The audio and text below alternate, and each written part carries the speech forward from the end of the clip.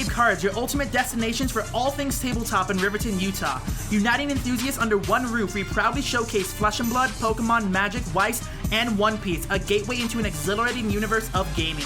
Immerse yourselves in our diverse products, including a very squishy array of Japanese plushies and the excitement of Gashapon machines.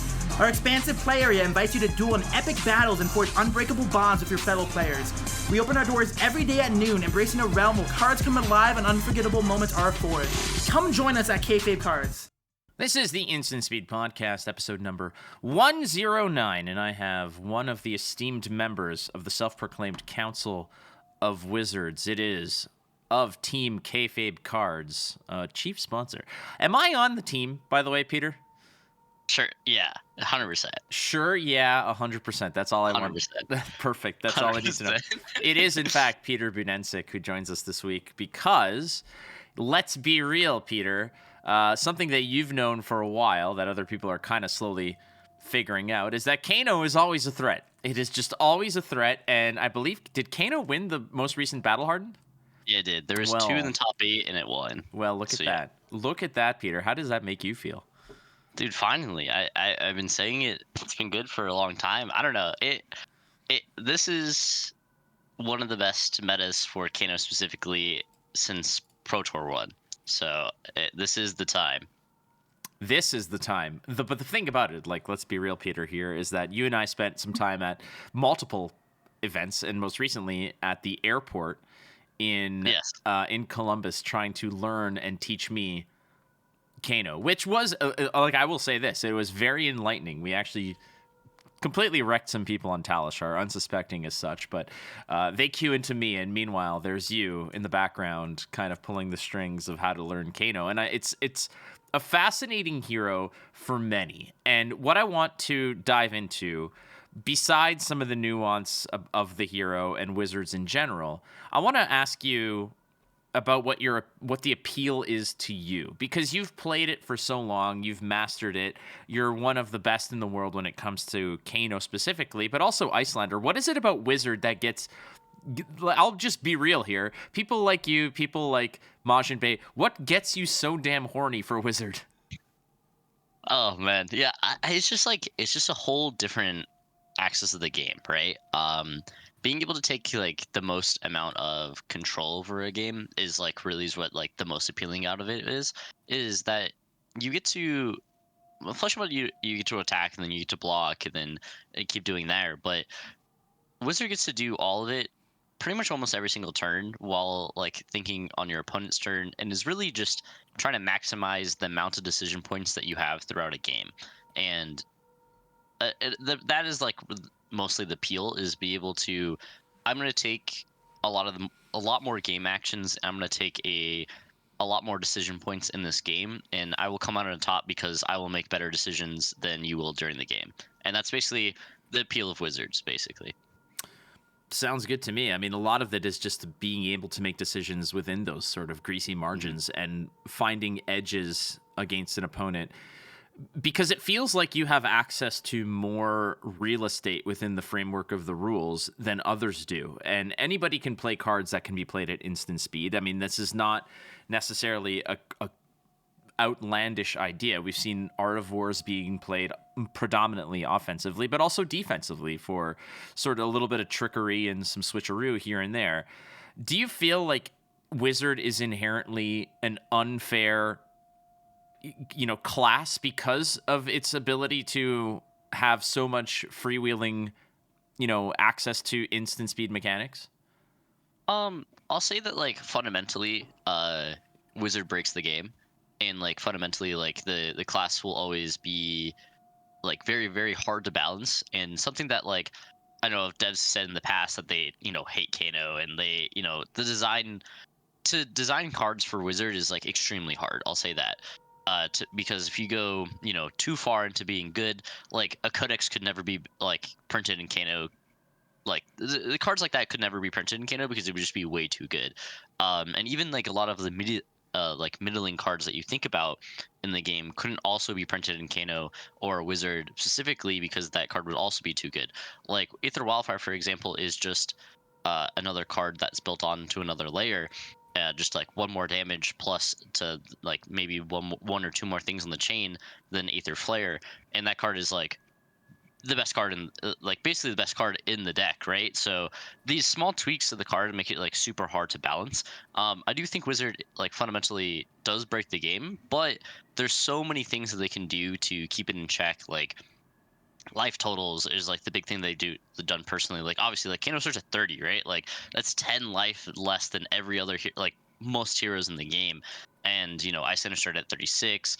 A lot of them, and then also the mana resource system on all the wizards are very intense. You have to run a lot of blues. So there's deck philosophy in there as well that you have to do in restraints. There's just like a lot of things that they have done to put parameters on the wizard class so it can't just run wild and free. But yeah, no, I do think fundamentally it is like it's not bad for the game at all. I think it's actually really good for the game for combo decks and decks that work on very weirdly to exist. But it is very hard to balance. I'll have to say on the dev side. I'll say that. We'll get to the dev soon enough because I know that you've had some very enlightening conversations with James White and others who make those types of decisions. But I want to ask you about Kano and Wizard itself. Obviously, specifically Kano. Kano has always, in my opinion, in my estimation, and how I have experienced it, Kano has always been, like you said, to start the show. It's like, this is the meta for it. This is the meta for it. To me, it always seems like a solution to a meta rather than being the predominant problem, being the sort of the big bad. For example, there's always heroes out there that kind of define what the meta is going to be. There's like Dromais and Icelanders, etc. Those are predominantly inherently good decks that can operate within, they sort of shape the boundaries of what the meta is going to be. Kano has to essentially almost sit on the sidelines for many to actually have a good kick at the can for one reason or another. There's always something out there that's either stopping it. But like you said, when you have to strike when the iron is hot for Kano. And do you find that there's an opportunity, or do you ever see a world where Kano is that nucleus to the meta, where all the other branches kind of stray away from or create these tangential lines that create the sort of sub or tier 2 and tier 3 metas behind it? Or is Kano only going to be it's like once a season you might have like a week or 2 weeks where it's good? Yeah, so I'll say that I don't know if so like something that I was thinking about, right? As if Kano got an expansion card that was like really, really good for the next set, right? And it actually became like a tier 1, like actually just like you knew that it was going to be 15% of the metagame, and there's basically nothing you could do because it was just so good, right? I don't know if Kano specifically being the best deck in the format is quite good or quite bad for the games entirely, but I would say that Kano is just a very interesting deck, right? You're relying on a lot of things for that your opponents need to do, right? Deck building is like a great example for Kano, right? Because he has like some of the worst hate cards against him, right? Oasis is available in every single deck, right? And it's just free to play. Like, and it's also sometimes Oasis is good versus other decks as well. And that's something that I think people forget a lot of the time, to where he has a lot of good hate cards against him. Natural AB is really good against him as well. Like you can see a Mechanologist is against him. I think he will never be the outstanding point of making the the tier 2, tier 3 meta revolve around him, right? But I do think he is going to be on the outside. But I don't think him being on the outside is that bad. I always think he's in like that kind of gray area, to where you shouldn't expect a lot of Kano basically ever to be show up to a lot of these tournaments, but the people that are playing them are playing him for a very direct reason. Like there was a reason why the Arsenal Pass crew brought it to PT1. There was a reason why it's won multiple nationals and people's brought it to different pro tours. Like it has to be a direct result of what is happening in the meta, or what the perceived things is going to be happening in that event as well. And I think that's really cool for the game as well. Obviously we both played Magic back in the day. Dredge was that deck as well, but Dredge had a lot of hate cards like in its sideboard, and so if you weren't if you didn't play a lot of Magic, Edge was a deck that was also doing pretty unfair things.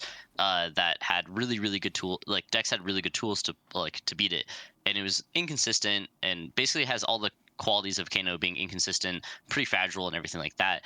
But if it was allowed to do its thing, it did it very powerfully, and usually did it on an axis that wasn't towards the norm of what mostly decks did at that time. And how it was always good is these sideboard cards are really good against it. And when people are putting their sideboard cards for that matchup, and bringing it to every single tournament, like if people are playing AB3 plus like 3 copies of Oasis, and Kano's gonna struggle a little bit.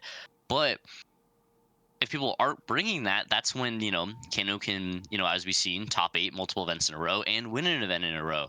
But nobody's bringing anything for it at this time. But we're gonna see in the future, like if people are bringing 4 Oasis maybe, and they're bringing a lot of AB that suits their deck and stuff like that, and they're teching for it, I don't think we're gonna see a huge amount of it being in the tier 1. But it's the push and pull of Kano as a dynamic in itself. I feel like the influence of Kano doesn't really expand beyond, like for non-code Kano players, it's more of an awareness of like, okay, there's a possibility it's out there, but it'll never affect the deck you play. It might affect the sideboard. Like to me, that's kind of like, there's certain people who will make decisions along the lines of like, well, this deck is just, it's like 30% of the meta. If I bring this deck, then I just lose every one of those matchups. It doesn't make sense to me. Kano to me sounds like, well, I'm still bringing this deck, but I'm maybe I'll throw in like 2 Oasis Respites into the arsenal and like maybe AB2 instead of AB0 or AB1. Like is that more or less like a fair assessment? Yeah. I definitely think it's a fair assessment. Like I think if also it's like really. I've had a lot of conversation with Brett and Patrick about this. Like, it seems very weird to tech for like 2-3% of a meta, right? Like, Kano will never be, more. If Kano was ever more than 10% of a meta, like, I don't know, I get a tattoo on my arm. I don't care. Like, I just don't think that's like that will happen unless like very specific things like occur, right? Like he would need like. I mean, the full, like, apparently we're getting a full arcane set next year, right? And if there's, like, a wizard that makes, like, they give them an actual card pool instead of, like, the same cards, printed over again with, like, one singular line of text extra. Like, I think very drastic things need to happen for him to be, a significant amount to where every single deck will have, 3 Oasis in the sideboard no matter what, right? Like, there's been metas before to where I was, like, everybody knew that it was like, oh, okay, like maybe we should play Shock Charmers in Briar or in Lexi because of these, wizards. And there's some times where they didn't respect it, and Kano could have been a really good, really good deck in the format, right? Like I think PT3, for example, like Kano really, like some people brought Kano, but didn't had like middling results maybe. But I believe that in PT3, like Kano was probably one of the actual best decks in the tournament, looking back on it because of how Oldham worked and everything like that. And Lexi just coming to Providence, but not having a lot of AB in her sideboard. Like there's a lot of times where Kano could be good, but people didn't see the exact line or didn't predict it being good at that tournament, didn't bring it. But even in the future now, like this is probably, and I was talking about this earlier today, I think this is the best meta for Kano besides PT1 when like nobody knew what the deck did basically, and or the combo. But I think this is like directly the best meta for it. But even in the best meta for it, technically, I do think there's a lot to. I think if people know about it more, then they can just put those cards in their sideboard and it'd be perfectly fine for them. I think that a lot of the discourse currently is that if you don't understand how Kano works and you don't want to respect it, you'll see a lot of people blowing. You see how Kano works and you're like, what is this doing? Like, but I think it's just a fundamental piece of like, you have to understand how the deck works and what is good against it. And there's a lot of tools to fight against it. And you just have to figure out, why. That makes sense. It's just, it's hard for some people. And I do want to sort of backtrack here because you mentioned about getting a tattoo related to a particular amount of the meta representation, and that's not an empty threat because you have a tattoo that is not just a small dot on your arm or your ankle. You have a massive back-covering tattoo based on your win at a One Piece tournament. Is this correct? Yeah. So I top-aided a One Piece regional, I don't know, like earlier this year. I think it was like, I don't know, February, March. I don't know the exact date. Like very, very early in the day, early in the year, and I I got a lot of prize money, and I top aided, and I was like fuck it basically, and yeah, my entire like back is just a one piece tattoo now. But yeah, I was like, I said the same thing about like Fab too. Like if I ever top aided like a pro tour or like worlds or anything, like I would just get like my right arm has no tattoos on it. Like I'd post up at the next event and I have a full mural of whatever character that I top aided the event with. Like that I've always thought about doing that in like my whole Fab career, is just like getting a huge ass tattoo of whatever hero I top 8 the first major event with. So well, it's gonna be. I hope it's something like the thing on your back. Do you even like? I don't know. It's like what it represents. Is it like you said? It's like a Whitebeard thing or something? Yeah. So Whitebeard's like a character in like the anime, and it was like basically the leader that I played, because it's kind of like Fab where you like pick a leader and then it's like the card pool restrictions, and like so Whitebeard was like the character that I was playing. So he has like everybody in his crew in the anime has like a massive back piece of like basically of his like logo, and that's what's on my back now. So I'm immortalized in the Whitebeard crew for a top 8, not even a win. No, not even a win. I lost to the guy that actually won the entire thing in the top 8, but we had a really close game. What did he do when he won? Did he just turn himself into an actual cartoon? Like the stakes are super high for top 8ing and getting a full back tattoo. Yeah. That is pretty high. Like I don't know I don't think he did anything. I think he was kind of lame. I don't know. What a loser! Like kind of a loser, bro. He didn't get a massive back tattoo of like the character that he played for, winning an event. Like screw him. I don't know if I could trust that guy in the future. Yeah, no, honestly. Doesn't count. Honestly, he's not riding for his homies. Like if you ain't riding for your homies, like well, that's what I'm saying. Like if it's not for your homies, then who's it for? Dude, it's always for your homies on Jaw. Like I love it. So I can't wait, because now I'm just rooting for you. The next Pro Tour is in LA, which is like a few hours away from you. I have already stated that I plan on like creating a minor vacation by like spending like 2 or 3 days in Vegas with you and then going to LA. So that's on the docket. But if you top 8 and then win, do you up the stakes? Is it like a full sleeve of Flesh and Blood if you win? Oh yeah, like I'll dedicate, from my wrist all the way to my shoulder blade. Wow, both sides, like full front and back of my arm. Is that will just be Flesh and Blood for a win or for a top 8? I have to like this for is a win. Okay, for a win. But if it's a top 8, if it's a top 8, you probably could get like half a sleeve. Okay, cool. Full half. That's fair. Listen, this is high level journalism that I do here. Like 100%. This is watched by tens of people, so you are definitely going to be up against it at the end of this. I forgot that even the audio listeners out there. There's probably like 60 people who are going to hear this. So just make sure. Well, what about this? If I win, if I also win, I'll put Flake in like part of the tattoo. Oh, but now I'll make it hard to see, so you have to like actually look at it and dissect it to see, Flake in part of the Fab tattoo. Like one of those old school 3D posters. Yeah, no, I'm definitely for it. You got to cross your eyes and stare at like Peter's armpit if you want to actually see my name in lights. No problem. I'm all for it. Dude, I'm all for it. So I want to ask you about what has sort of led you to, you talked about like why you like Kano and part of it, but also the skills involved and where you perhaps have inherited them, because Flesh and Blood is not your first card game. It's not going to be your last card game. But beyond that, I feel like there has to be a certain level of advantage that a card player has coming from, let's say, a game like Magic the Gathering or even something like Runeterra that does have a stack system and that can play within major actions. Does Magic and Runeterra and other games that employ instant speed, was this something that you were good at prior, and how much of that skill set has elevated you as a Kano player? Oh, I thought so like I think there's a lot of influence on old games I used to play. Do I think I was ever good at any of the games I used to play before Fab? Like, no, not really. Like, I think the only one that you could like market is like, I made one Pro Tour in Magic before like COVID, and that was like basically the only thing that you could say. But I kind of got milli whopped at that PT. I did 3-0 my draft and then never won a game of standard in that format. But I think like you can get a lot of influence from different games, right? And that's something that I uniquely started thinking about when I was like about a year into playing like FAB for the first time, like after basically like right before the first world championship. I was really thinking about like different things I really enjoyed about the game moving forward, and I think that's one of them, to where if you can take a lot of outside influence from other games as well into a lot of theory crafting for the game that you're currently playing as well.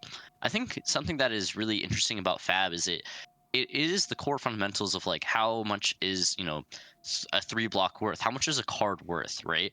And every single time you dissect like that certain card, it can really relate to other games as well. Like in Runeterra, like their advanced stacking system, you can get punished really easily, and you can also punish your opponent really well if you mess up on certain instances of the turn, because every player plays on both turns to be able to play cards. But in FAB, you can only attack or block on one side, so it's really like, oh, are they bluffing a certain interaction or not, eventually down the line, and being able to block from that is also really quite good. I think Magic taught me a lot because it was the game that really got me into playing card games physically.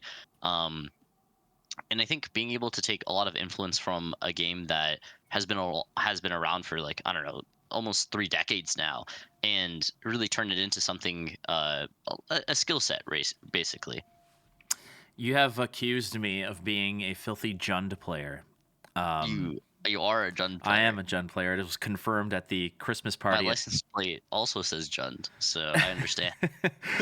So you treat it almost like it's some sort of derogatory term, and for some in Magic, they may think that. They'd be like, "Don't ever associate me with Jund." Jund being playing a deck that features red, black, and green spells. Yeah. So you have essentially, again, like I said, called me a Jund player, and I want to ask you to maybe qualify it to a degree, because outside of the scope of just saying, hey, I play these 3 colors, there's like some sort of stigma associated to it, for better or for worse, frankly. And I feel like, hey, there's nothing wrong with playing those colors. They're fun colors to play. But what does it mean when you call somebody a Jund player and you throw some stank on it? Okay, so like it is really funny because I actually used to play Jund, like Boomer Jund, specifically for people that used to play Magic. I used to play Boomer Jund a lot back when I first started playing the game and got into like the modern format in that game. And basically, Jund is it's like Boomer Jund is basically a traditional like mid-range grindy deck. It's like plays basically a very fair game, and you don't do anything like super powerful, and you kind of like grind your opponent out of the game, and you have like all these like mid-range tools that gets you card advantage like throughout like many turns, and you basically win by you have better cards than your opponent basically, and like on average, and you don't really have a lot of synergy, but you have like really good cards on average, and you kind of like grind your opponent out of the game that way using like removal and discard spells. I don't think it's bad to play Jund. Jund players usually complain about decks that are unfair all the time, and specifically, there's a lot of people like currently on Twitter that I would put into a Jund category, to where they play a lot of traditionally decks that just do basically a very base thing, like Bravo. You also play Bravo. You're also a Jund player, to where you guys do a very base level thing, and it's not like anything significantly powerful, but your cards are usually better on average, but not really synergistic, and you block very well and you have disruption, but you're not doing anything like groundbreaking. You're not killing somebody at 40 on one turn. And usually people like that do also complain about people that play combo, because their decks usually fold against combo really easily, because combo is like this wacky different like area of the game. I don't think being a Jund player is bad at all. Like, I was a Jund player for a very long time, but then it actually hated playing against combo players, specifically myself, and then became a combo player because I started like my friend gave me a deck, and I was like, yo, this deck is just so much more fun than basically anything I've ever done, and slowly became just a dirty combo player for my entire life. But I don't know. I don't think it's anything bad at all. You know, it's just like a type of player you are. Like a lot of people like playing control decks, like or like slow decks that always win in the late game, or fatigue decks like Oldham.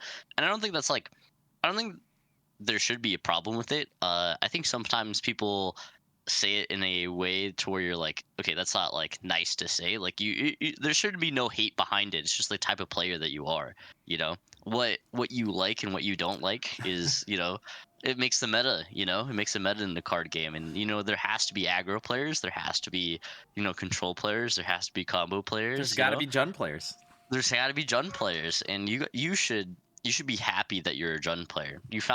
Some people don't know what type of player they are, and they bounce around deck to deck, and they don't have a lot of success. But there's players that they know what type of deck they're really good at. Like Majin, for example, is like he knows what type of decks he likes drawing cards, he likes casting spells, and he knows what type of player like what type of deck he's good at, and that's really good to know. It is easy to look at a format and be like, okay, I'm traditionally really good at these decks. What is that type of deck in this format, and how good it actually is it in this format?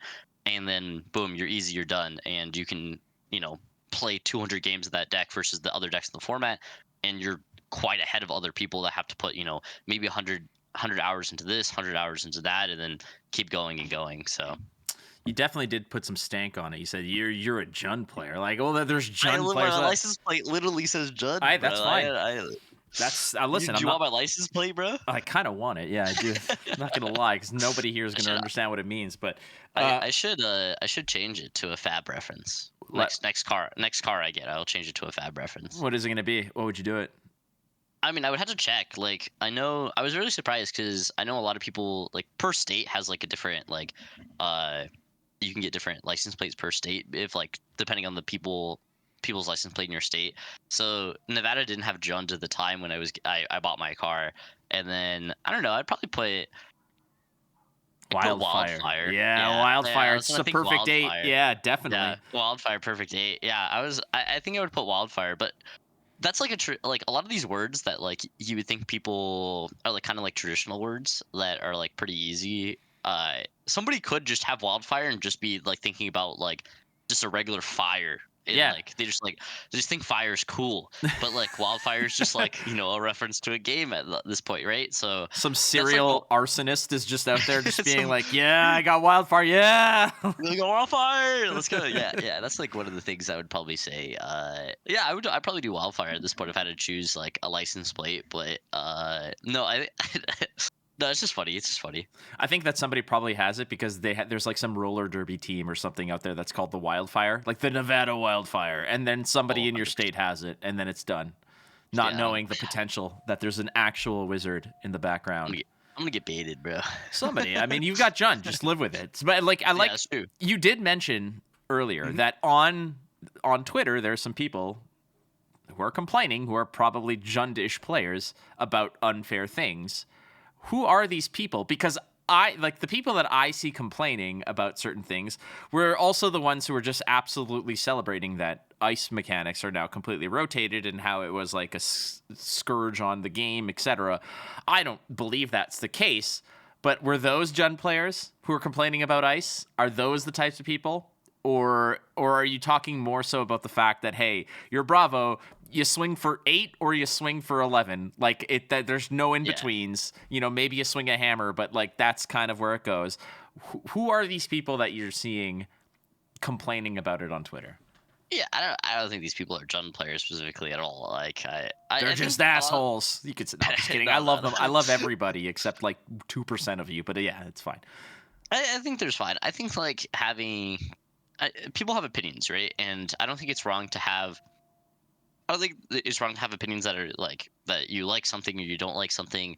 I just think that sometimes there's like a line that people like cross to where like it goes from like constructive criticism or things that they don't enjoy and they want to give feedback on, and then just being like a complete dipshit online, right? Like just come on, man. Like you shouldn't wake up and like spread like random hate for like no reason without like trying to give feedback on a lot of things, right?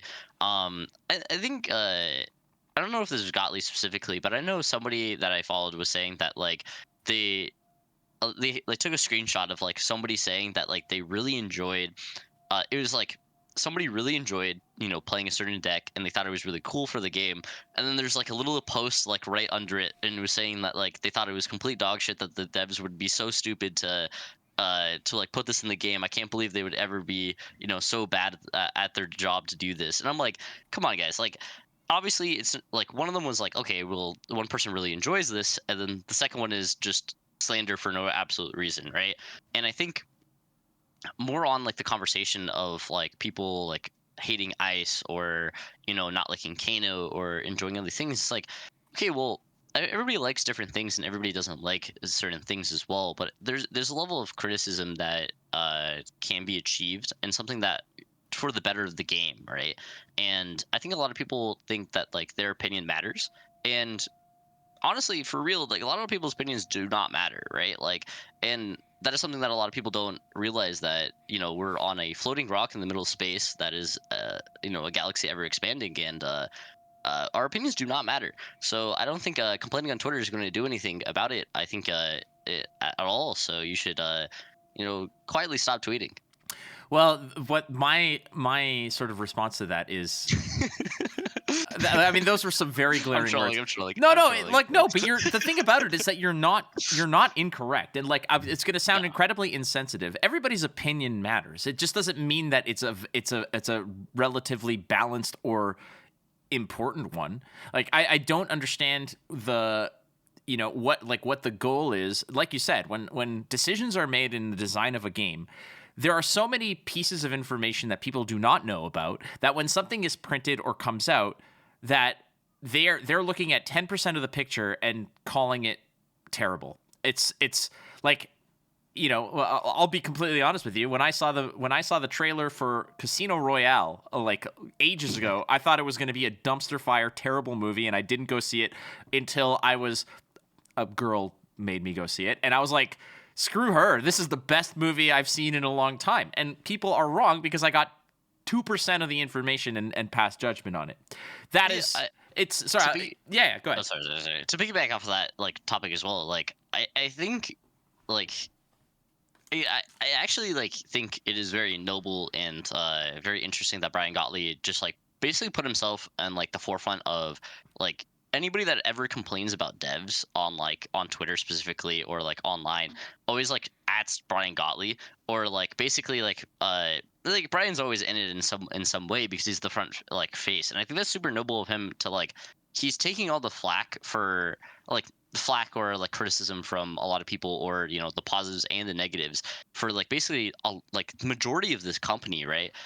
From like the design level, and he's basically protecting like basically any of his any of the employees around him, and any of his coworkers from like taking a lot of this flack and as well. And I think that's actually like super nice and noble of him specifically. And I think it's like, I think a lot of people just like want to be heard, and it's fine, but you gotta think about like what you say before, and I think the devs do an amazing job, and their job is very complicated and hard, right? Like millions of people play this game, and it is like not everybody's going to be happy with decisions that are made or like cards that come out, and they just have to do their best to make the best product that they can.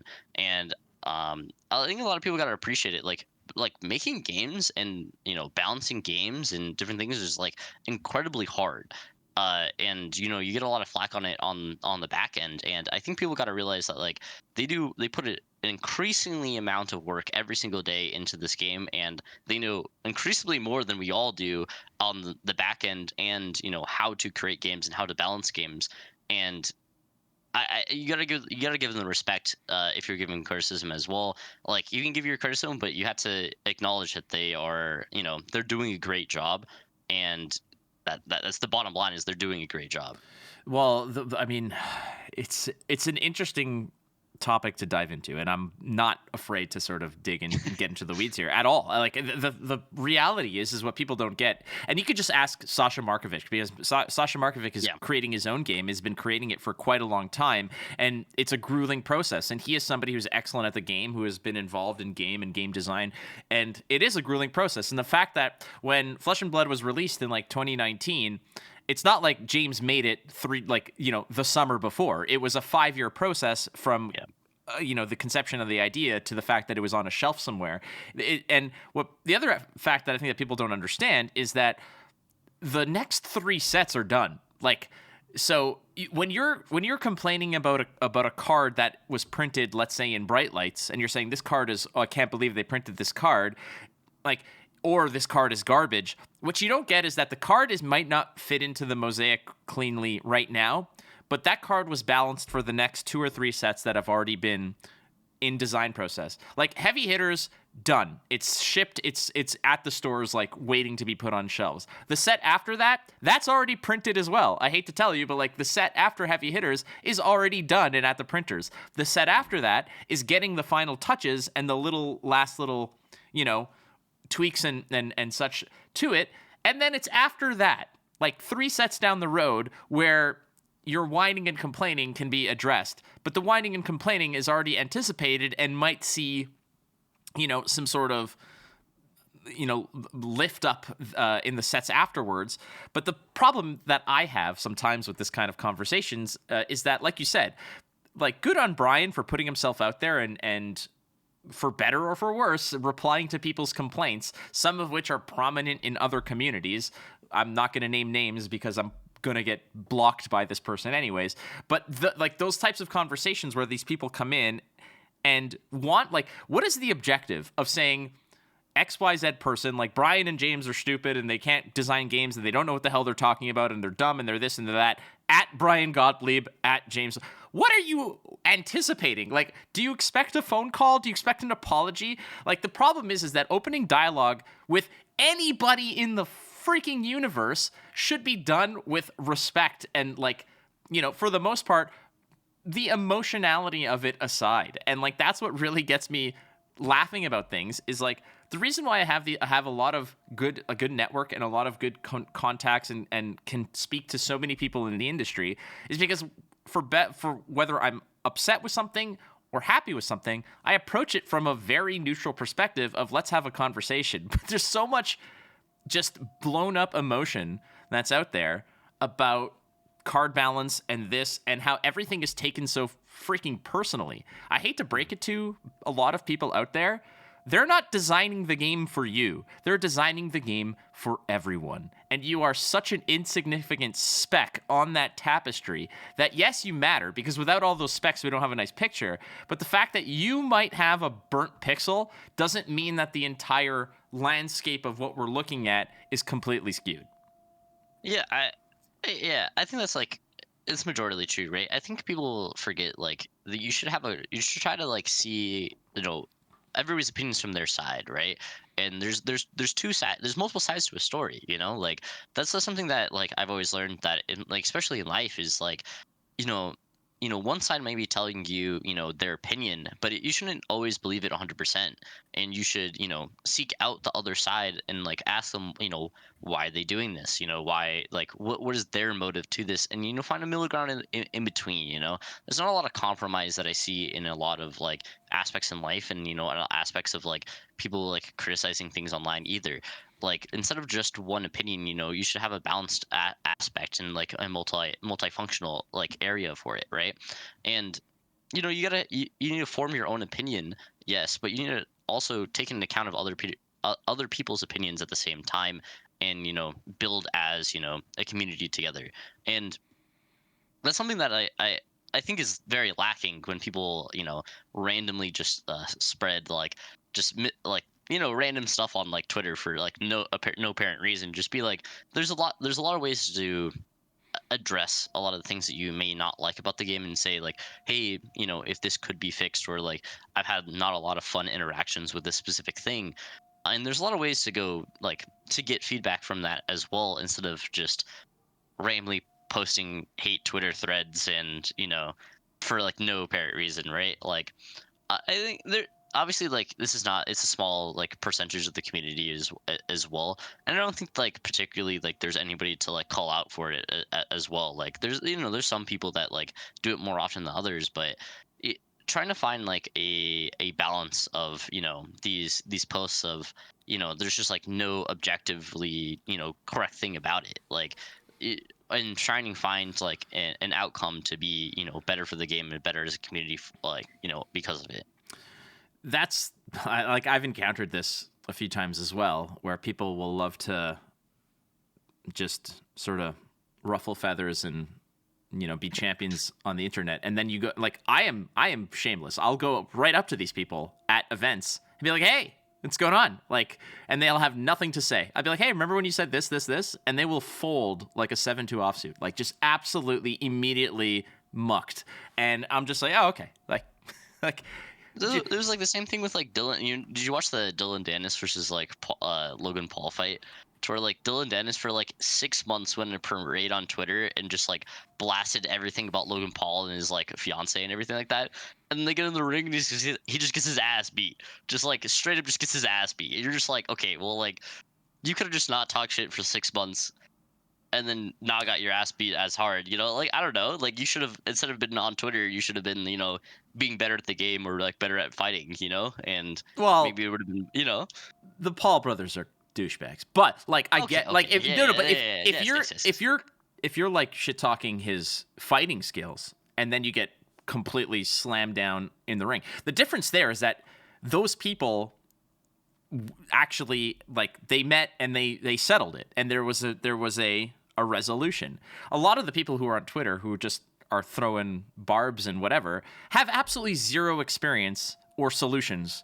They just want to complain because that to them, the way that I like negativity on the internet is it represents 90% of like, or sorry, represents 10% of the sentiment, but it's 90% of the volume. And like, that's a difficult thing to sort of navigate because when things are going well, how many people just tweet out at Brian Gottlieb and James and say, "Hey, this card is awesome," or "This set is awesome," or "I had this great experience." And it does happen, don't get me wrong. But most people do not get motivated to praise others and to give compliments. They're more motivated to tell people how bad they're doing because at the same time, it feels like they're justified. Nobody's going to feel justified or validated by telling somebody they did a good job when it's obvious. But there's always this kind of sneaky, you know, edgy thing where if you tell somebody that something's bad when other people enjoy it, you feel like you're going against the grain. There's a little bit of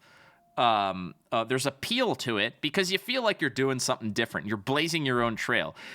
And like, I'm not a big fan of, let's say, trying to think of something. I don't say like, I'm trying to think of a card game that I just don't enjoy. Like for a while it was Runeterra, but did I shit talk Runeterra? No, because it's a good game. I just didn't like it. Same thing for Lorcana. Like I don't like Lorcana, but do I shit talk it? I shit talk the sort of black market culture that it's kind of. But the game itself is fine. Like I think it's all right, but it's just that kind of thing where it's more so you make more of a name for yourself by being the against the grain, but at the same time, you're like, what is that accomplishing? Because nobody shows up with solutions. Everybody shows up with complaints. But when things are going well, they're silent. And, you know, like there's an level of expectation and entitlement there. There's no card game company that's 5 years old that hasn't made drastic mistakes over time. Yeah. I've never played a card game to where they've been, you know, sub 5 years and, you know, something hasn't gone wrong. Like it's bound to happen. You know, like not everything, you know, is put together enough to do that. And not saying FAB is not put together at all, but that's something like I always see. Like I know basically the segue like out of this and like give thanks is like every single time that like I've seen Gottlieb or, you know, James, you know, talk on a podcast or like any of the devs talk or like, you know, even cast games of the games. I make it a segue for me to always watch it and always listen to it because to get to an idea from their side, right? That is something that's like uniquely something that I love listening to, and like I'm intrigued with, is like always seeing their point of view from like the back end as well. Like that is something that I've always been interested in doing as well, of is like becoming a dev in like one of these games that like are balancing these balancing these like huge card games that have a lot of implication, and making these formats, making these decks that might not exist in paper for another year. Like the balance of that seems like super super interesting, and something that I've always been intrigued about. And I think the knowledge they give from a back end, and I think they have to talk very carefully, because they don't want to give things away that's in development and everything like that. But I think they give a lot of information that is very helpful for the game, and their point of view is quite good, and you should listen to it and you should appreciate it as well, because I've never been a part of a community of like people that have worked on the game that talk about the game and give information to the players as much as FAB basically does, right? Like I've been a part of a lot of communities where I've basically never seen a dev or anybody from their like that are making the game like talk about the game like in a public facing like at all anymore. And I think that's really unique about FAB, and that they put themselves out there, and they they're working like with the game and for the game. And that I appreciate that a lot, because it helps the balance between player, community, and company a lot more. I think that's fair. I that's fair, and you're right, because this is a game where the two lead designers, Brian and James, are so front facing. Brian especially, who goes on podcasts. Same with James, who will answer your questions candidly, unless it's information that has to remain hidden, like new cards or spoilers or whatever. Like they are very open about their justifications and their motivations for designing certain things or for taking certain approaches, and it's like that is something that is incredibly rare, and I think for the most part taken for granted. And I know what people are going to say. They're going to call me a shill, and they're going to say that, like, whatever. I don't care. Like, I don't care if people have that, that opinion of me. Also, FAB any day. I'd rather shill FAB than anything else in like life currently. Like, well, it's afforded me like a wonderful career and a lot of friendships, etc. I will always be a fan of it, but I have not been a fan of certain things that they've done, and like James and Brian know that. Like I told them that Dusk Till Dawn was not an appealing set for me, and I told them that I was completely checked out of Bright Lights. And like I looked into it, and I studied it as best as I could in relation to my job and my duties. But beyond that, it's like I didn't buy a single piece of either of those sets. Not one. I didn't buy a single piece of product from either of those sets. Heavy Hitters is a whole different story. But like they've learned from that, and that's the part of it, is that they have learned from that. And I think that's a very what's the word? It's a very like relieving, like it feels like relief. It's just inspiring and encouraging. That's the word. It's encouraging when you know that the people who are designing your game are receptive to criticism and open to dialogue. Because I guarantee you, if there was not constructive criticism for Bright Lights and Dusk Till Dawn, then we would be back to supplemental non-draftable sets in 2024. But I think that there was a big part of that when Dusk Till Dawn came out and Bright Lights was announced. The sort of mild reception meant that they're like, you know what, we're going to try something new. And I really do appreciate that. Like, they have been very receptive to things like no first edition, and that's a massive, massive, massive change to things. Yeah, there was a lot of things that they did at the very beginning of FAB, but that like I've been playing since like the end of Crucible, right? And been part of the community for about like 3 years, and there's a lot of things that that they did at the like basically the very beginning that they don't do anymore, and they've evolved and they've changed over time, and they took a lot of the took a lot of criticism, took a lot of like advice from what people liked and what people didn't like, and they used it to shape a better game. And I think the dialogue between the players and the community and like the devs is actually quite good, and there's a lot of positives to it, and I enjoy it a lot as well. Specifically, I really enjoyed the expansion slot precisely right now, because the game is really hard to, like, in a game like Magic, there's only 5 colors, and you can print cards for every single color, every single set, a lot of multicolor stuff, and basically get cards for every single person. But in a game that has classes specifically, and there's so many classes in the game currently, you can't print cards for everybody, right? And I think something that like we've seen, like in Bright Lights was only a mechanologist set, but there was a lot of cards in that expansion slot that got, that are played in decks now. Like the Red Tomes specifically is like probably honestly is the best card in Bright Lights, and it was in the expansion slot. And I'm really excited for the next one as well. Like they just announced, I remember we were at the 20K and they announced like the Azalea arrow that's really good too, and that's like a different part of like that deck as well, of how to build that deck in the future.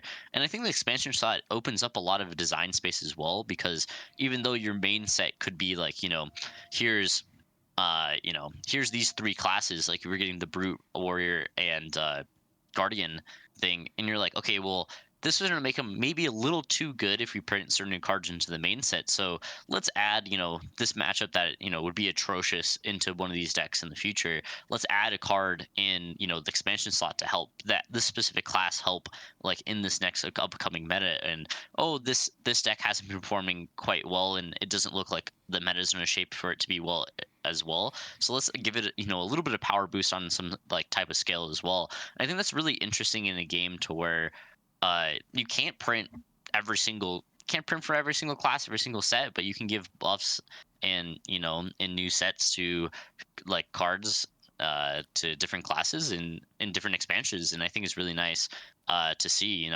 Hopefully, obviously getting a wizard one that is Kano playable in the next set. That's like on my bingo Christmas board, hopefully. But even if not, like I think the expansion slide is one of what I look forward to like pretty much the most in the next couple sets, of just like how uniquely they design that slot specifically to the metas that it gets created from it.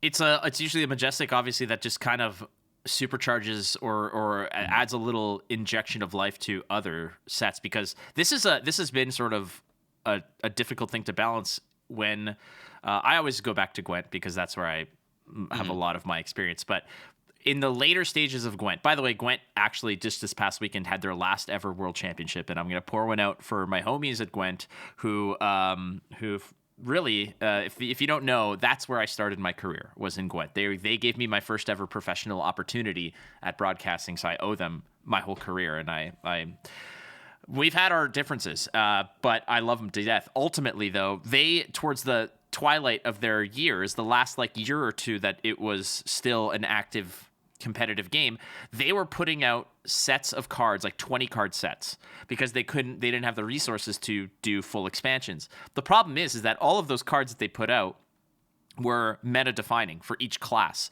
and it felt like if one of those classes fell behind, it was just irrelevant. Like, it's like, okay, here's the new set, but like these two classes are clearly the best because they got the best cards, and that is what the meta is, and everything else kind of fell behind the wayside. When new sets come out, for example, for heavy hitters with Brute, Warrior, Guardian, everybody else who's not one of those things is going to feel like, well, we're losing tools. The fact that there's an expansion slot now that is going to feed the other classes that aren't featured in that set, like the new Luminaris is freaking amazing. The new Assassin card, the new Azalea specialization, these are all cards that are meant to sort of give everybody a kick in the pants. Like, obviously, Guardians and new heroes, that is what's going to... Guardians, Warriors, Brutes are what are going to be the bread and butter of the new set, so they're going to have a lot of new tools. But it doesn't mean that everybody is stagnant. Everybody's getting another silver bullet to sort of lock into the chamber when against whoever else, some of which are massive. And, like, you saw Judge, Jury, Executioner, that card is bananas. The new Luminaris is basically...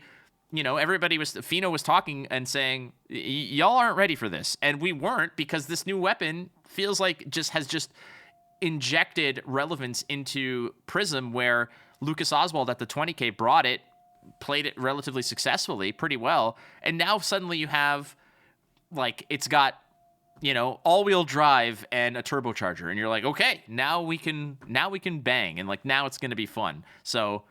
I very much share that opinion that the Carnival slot or the expansion slot is pretty damn cool.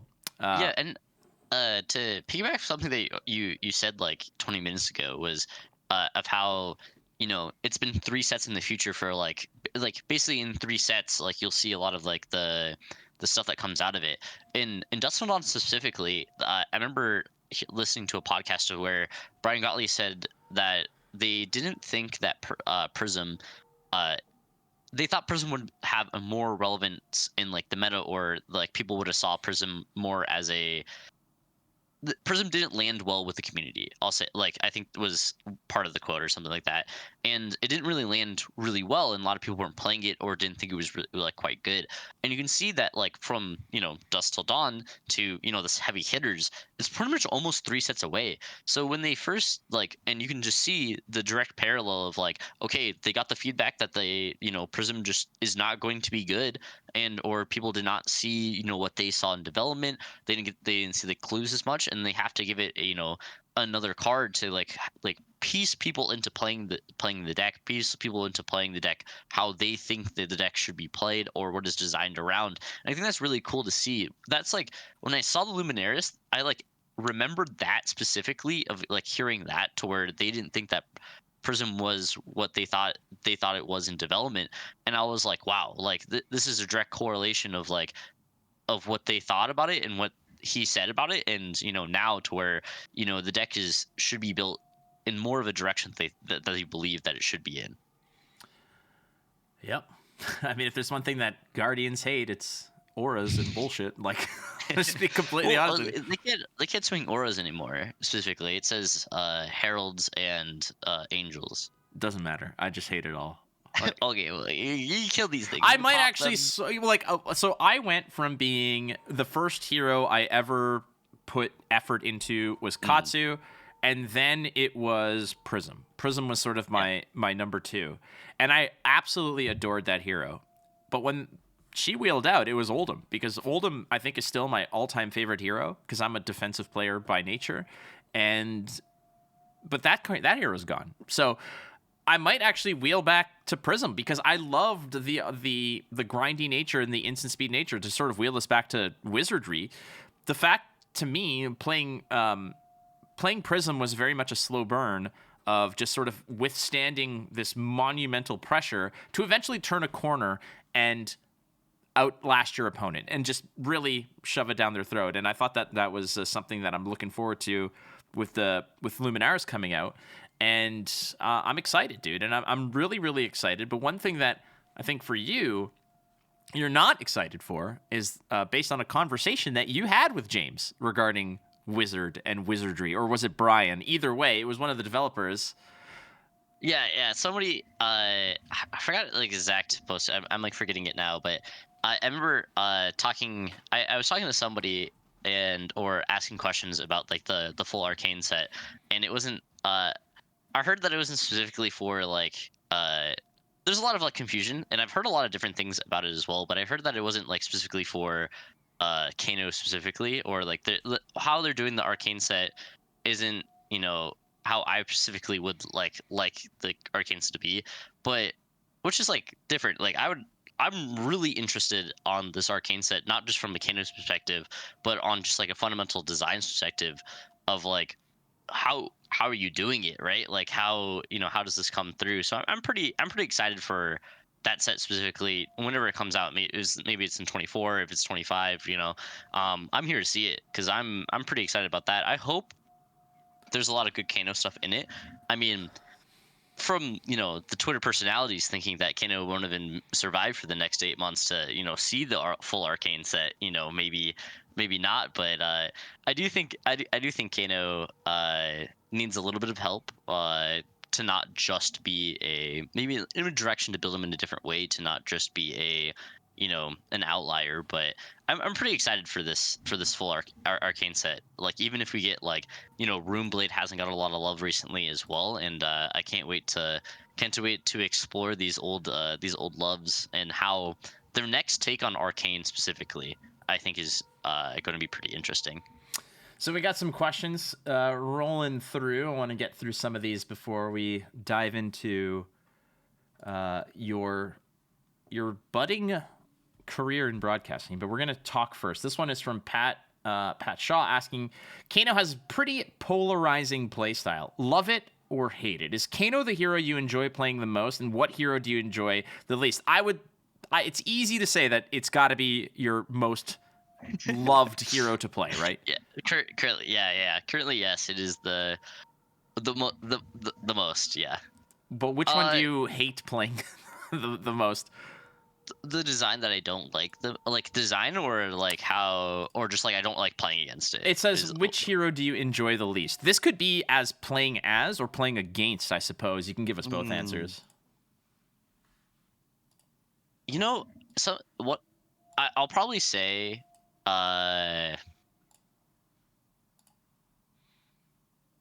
this one's a tough question. I think on a design aspect, I think Riptide really dropped the ball for me. I was really, really excited for Riptide, but I just don't think like fundamentally like there's some like things to where like he needed something different and he didn't get it for that set. So maybe he's gonna get a card in the future, right? In like an expansion slot to like make it better. I think like I didn't like how Riptide like kind of arrived specifically, but I think the thing I don't like the most is like I would probably say Dromai. I don't know. I just don't like playing against Dromai, although it is a fixed version of old Prism. I don't know. I've never been like uniquely been excited to play against Dromai no matter what, like whatever deck I was playing. I don't know. For me, I just don't like the gameplay as much. Although I think it's a healthier gameplay than Spectra. But I think I do appreciate like Illusionist is a lot, but I'd rather not play against Illusionist most of the time. But I do like the design of Illusionist. I think Illusionist is probably one of my favorite designs in the game specifically. I just don't like playing against it. That's a fair answer. Yeah. This one from Martin Cox, Patreon supporter. Martin Cox, wonderful human being. If you're a Patreon supporter and you ask a question, I'm going to pump your tires. So Martin Cox, awesome human being, great altruist as well, just a human being. If I had a rocket ship off an exploding Earth, he would get a seat on all my ticket. He would definitely. You'd be there too. All my homies get one, but my Patreon supporters also get, and they get leg room too. So, Martin asking, we witnessed 2 different builds of Kano make the top 8 at the Battle Hardened Orlando this past weekend. Do you, Peter, think Kano's success was due to the absence of Arcane Barrier, or was he vastly held back by the ice meta? So this is it just people were not suspecting it and didn't bring Arcane Barrier, thinking they didn't need it? Or was this just the fact that you guys have an open lane now, that there was no ice mucking you up? Okay, I'll break this down in a couple, like in a couple different instances, because I don't think the ice meta specifically was bad for Kano at all. I don't think ice is actually, I think besides Channel like Frigid, because you take a lot of game actions, right? But I don't think ice specifically was bad for Kano at all.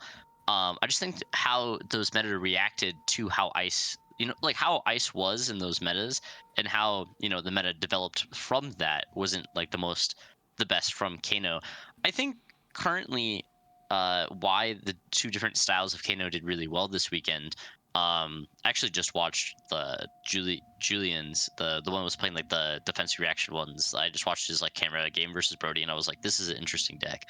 And I think they've done particularly well recently, because this is the first couple weeks where realistically you shouldn't play Arcane Barrier, right? Like, besides one character in the game, which is Kano, there's not any other character that's going to do a significant amount of arcane damage, right? Like, Viscerai is not a prominent force of Inset's not a prominent force in the meta either. And I think you shouldn't be playing AB, and I think Kano has been overlooked for a lot of the time. And I think it's just a combination of multiple things happening at the same time, to where people are cutting AB because they relatively don't need it, and besides like one matchup in the game. And I think a lot of the characters that were uniquely good against Kano have rotated out as well. Like OG Prism was basically Kano's worst matchup ever in the history of the game, and New Prism you would expect it to be one of the worst matchups for Kano as well, but it's actually uniquely not. Have played against a lot of New Prism recently, and actually think it's a pretty interesting game.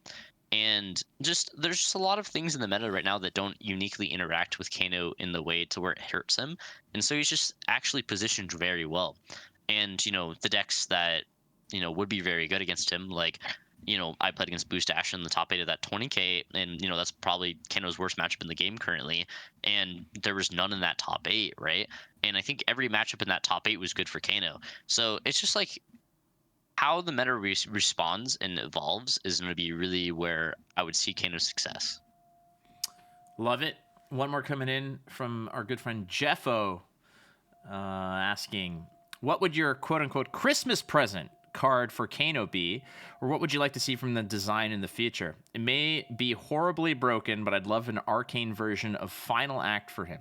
It was awesome watching you play and getting to chat with you at the Rumble. So, what is on Peter Buddensiek's Christmas list for a Kano card? And we're going to keep it within the scope of reality here, because if somebody asked me what my Bravo specialization card would be, I'd be like, yeah, it'd be a 0-20 dominate. Yeah. So like, let's just be real here. Yeah, a real card. Okay, what is Final Act specifically? I have no clue. I actually don't know what Final Act is. Let's off the top of my head. I'm looking it up. Let's find out. But for like, okay, I found it. So it's a Bard action, a 1-cost red, 1 attack, 3 block. It says when this attacks, it gets plus X attack, where X is twice the number of cards in all pitch zones. So, okay. Oh, it's the melody card. Okay, yes. Okay. Yeah, I wouldn't want a card like that in Kano specifically. A card that I would like Kano to have would be, obviously, I think like the most powerful cards for Kano would be equipment that blocked. Specifically, that would have like Battle Worn and then also have an additional effect. Like, I think the easiest thing with Sage, like if I could just get a Metacarpus node that blocked for 2 and then 1, and then I'd call it a day. But I think specifically I've talked about cards that Kano could get in the future would be either a chess piece or an arm piece that did something different that's not like dedicated to combo. I hope that he would get something that would allow him to play not kind of like how Icelander was, where you could play attacks and there, but I wish he would get a card or an equipment that said specifically, if when you activate Kano, instead of like you hit I off the top, or you hit an attack action or a defensive reaction, you could when you hit one of those, you could reveal it, and then you could look at the top 3, and you put 2 to the bottom and 1 on top, and then play that card with for a 1-time or like a 2-time thing. I think expanding the amount of cards that Kano could play in a deck to where I could play a regular Kano deck, but add 6 defensive reactions so I wouldn't die as fast, or I could play a mid-range attack version. So when I do hit the Kano button, and like I'll say like an equipment to where it's like 1 time during the game, if you would hit a non-attack action that you couldn't play off Kano, you could reveal it, and then look at the top 3 cards, put 1 on the top, the other 2 to the bottom, and then reveal the card you put on top, and you may play it this turn, like a Kano ability. Something like that, I would say. But it's equipment, right? Yeah, it would be an equipment. Ideally, it would block for 2, then 1 as a Battle Worn, and then it would die when you activated the ability. I think the design space of Kano being able to play more than just just spells is something that I would like to see moving forward. That'd be my Christmas gift, is a Kano, a card that you would allow Kano to be played in a way to where you didn't just have 60 spells in it. I like that. I think that's fair. You and I have spent some time in the booth together. First time was in Salt Lake City. It was great to have you there because you helped cast a Icelander matchup, which was great. And this is something that you had mentioned that you wanted to do more of. I had Brody Spurlock on the podcast last week, and that is something that he has enjoyed doing as well. He's good at it. You're good at it. And what I asked him was, what would it take for you to essentially devote your time to that versus the other? Because right now, I would suspect for somebody like Brody, it's likely a decision. I don't think anybody would turn him down if he wanted to do this full time.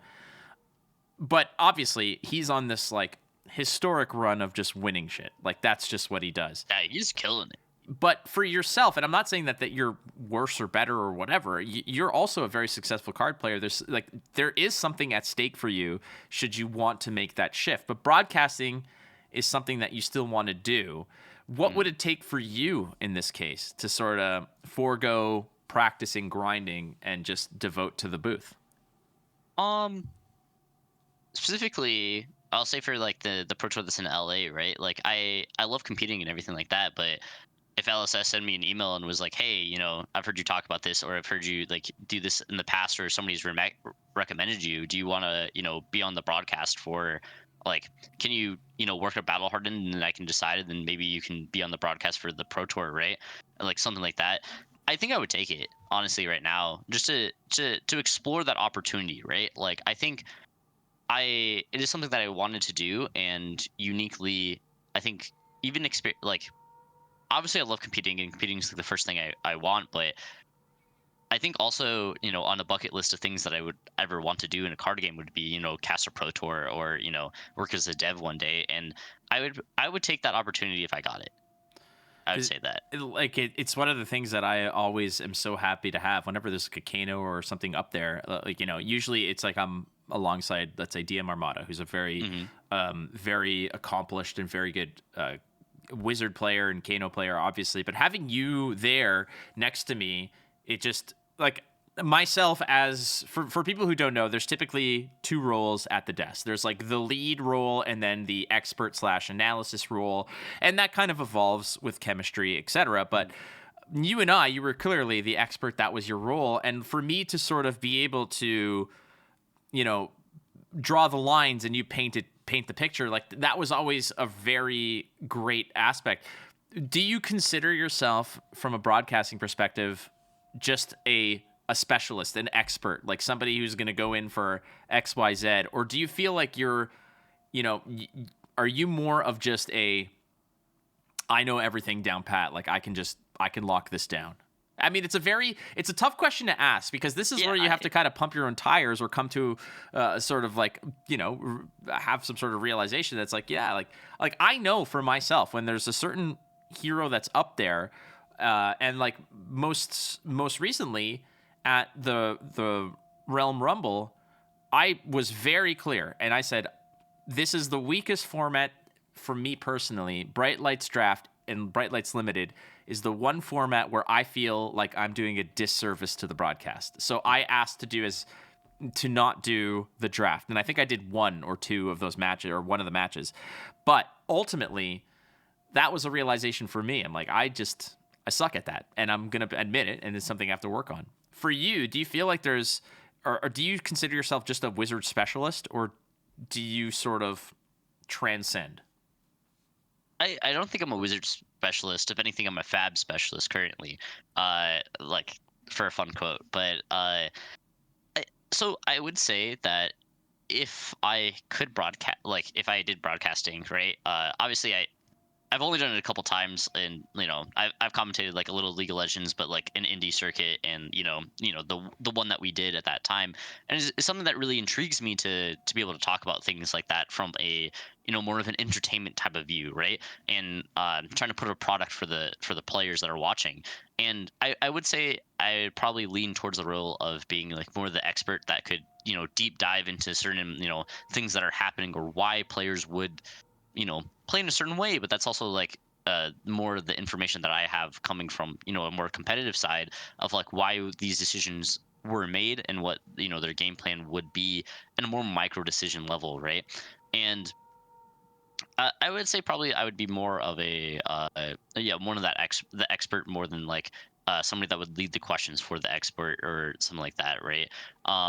It was something that I do want to do. I'm like very novice on it as well. Like I'm no flake, I'm not no expert in the expert in the commentary field. Yeah. I know Big Titan out here, but I do appreciate everything that a lot of the commentators have done and stuff like that, like uniquely, sort of like ethnic as well. Like, dude, listening to some of these like you guys talk about the game and how you guys present it in a viewed for the viewers and stuff like that is just fucking amazing, honestly. And I really appreciate you guys doing your due. It'd be an honor to be to broadcast a major event with anybody, like a calling or a pro tour or world specifically. Like, it'd be an honor to do that. And if I ever got the call, I would hope that I would do a good job for everybody as well. Oh, I don't doubt it. I think that you do an awesome job. That one time that we got to actually work together was really great because it felt natural. It felt good. I didn't feel like I had to sort of pull up anyone's socks for them. But yeah, I mean, Ethnic Smoke is goddamn. Dude, just incredible. Dude, we tested for Worlds with him, and that man is a smart dude, bro. Like, I was like, what? Okay. And he was saying some stuff, and I was like, okay, I knew. Like, sometimes you talk to people, and like somebody will vouch for somebody, and then you talk to them, and you're like, maybe I don't see it.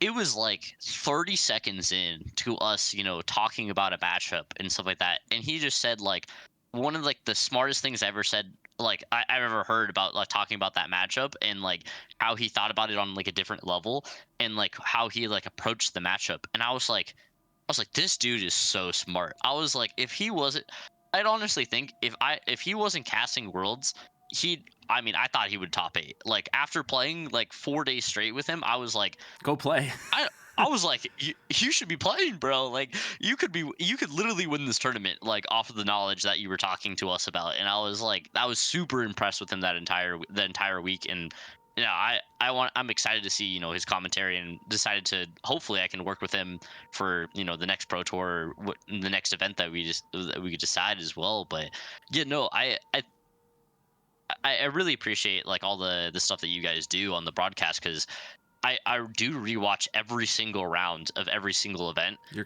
crazy, dude.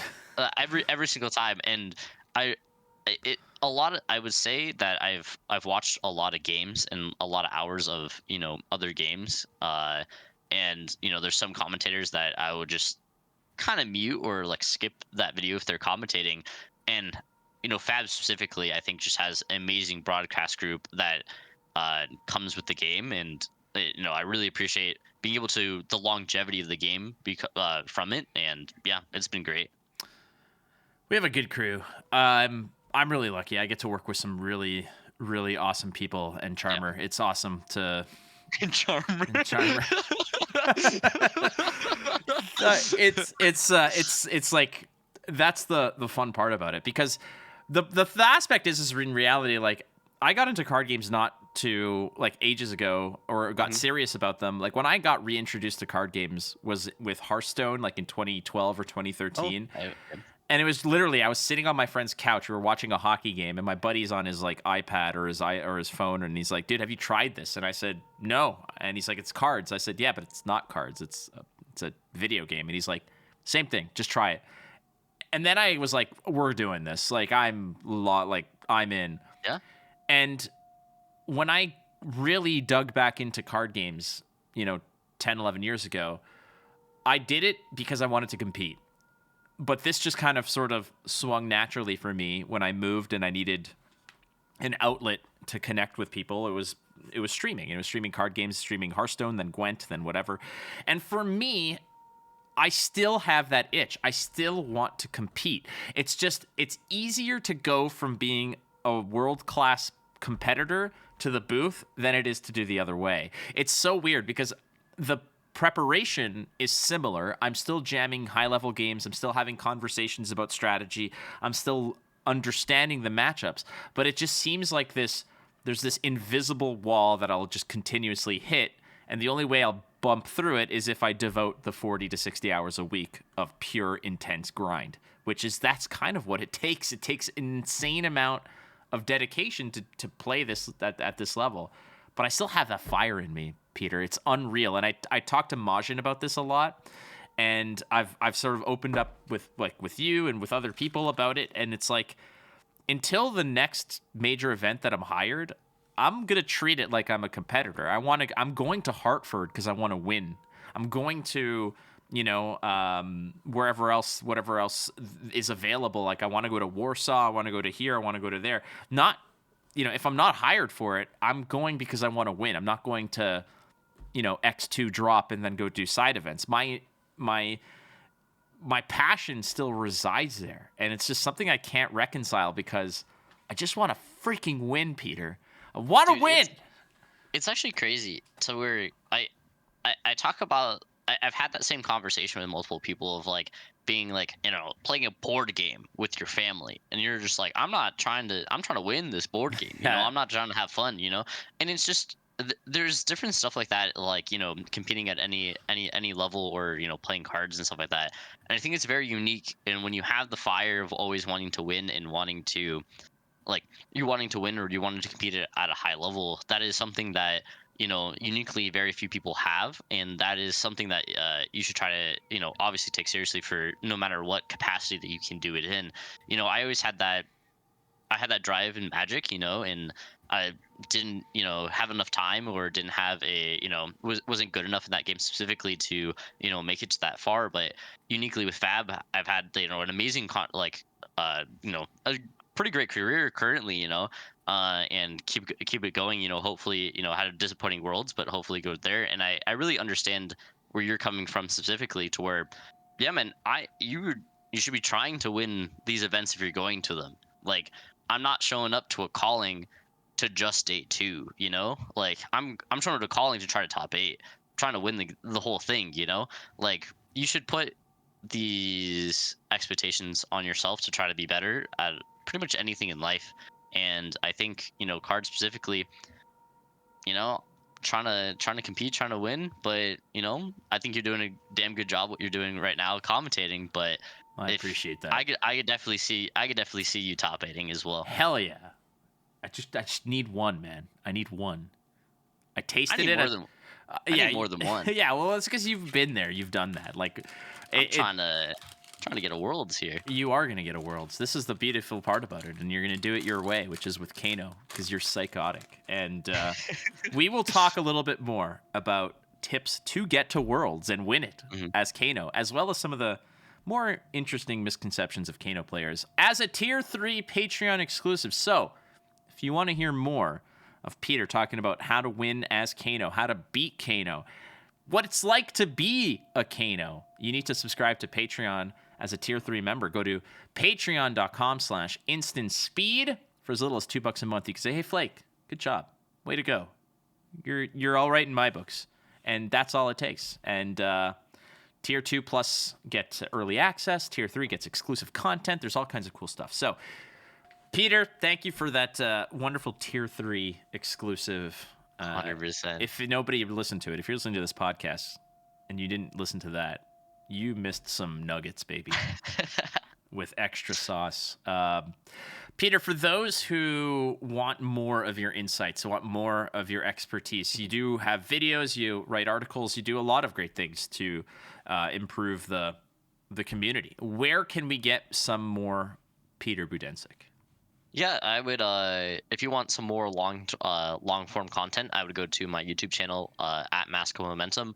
I usually do a lot of gameplay VODs of top tier tournaments, like exclusively did my feature match games, as well as I do usually all the finals of any battle hardened, or any tournament like that that's going to be that you want to look at the finals. I usually do a 50-minute deep dive on my thought process of going through the game and watching it, and what I think that they are also thinking about as well. Doing content on all top 8 world games as well. So I would go there for the more long-term content. If you want to see some fiery takes on Twitter, or anything like that, or me just trolling or having some fun, I would go to again at Mask of Momentum on X or Twitter, whatever you want to call it, specifically. And then I also write articles for FabDB, which mostly are more wizard oriented as well, or gameplay oriented as well. And yeah, I would say that. But yeah, definitely my YouTube or my Twitter, 100%. Beauty. Thank you so much, Peter Buddensiek. Again, just awesome dude. Top 8 at the Realm Rumble. Just Kano expert, wizard expert, Council of Wizards, open for business, doing their thing. All right, man. Well, thank you very much again to our sponsors. That would be Kayfabe Cards. Go to kayfabecards.com. Get your singles, get your sealed product, Get some Pokemon cards there. Get whatever the hell you want. Go to kayfabecards.com. Be who you want to be at Kayfabe Cards. To our Patreon supporters, you guys rock sauce. Thank you very, very much, as always, for your support. Little as $2 a month. You can support the channel if you go to patreon.com/instantspeed. And finally, I do want to say that next week on the podcast, we're doing the Speedy Awards, the 2023 Speedy Awards. Hundreds and hundreds of votes came in, and we've got LSS involved. They've recorded some stuff to present some of the awards. I've got prizes from them to give to those winners, so you want to check that out. Next week, my co-host will be Tommy Fresh. We're going to give out some awards. So thank you very much for listening to the Instant Speed podcast. I'm just running out of stuff to say. I don't want to bore you with the details, so we'll just say you're not losing if you're learning, and we'll see you next time on the Instant Speed podcast. Bye. Well, I work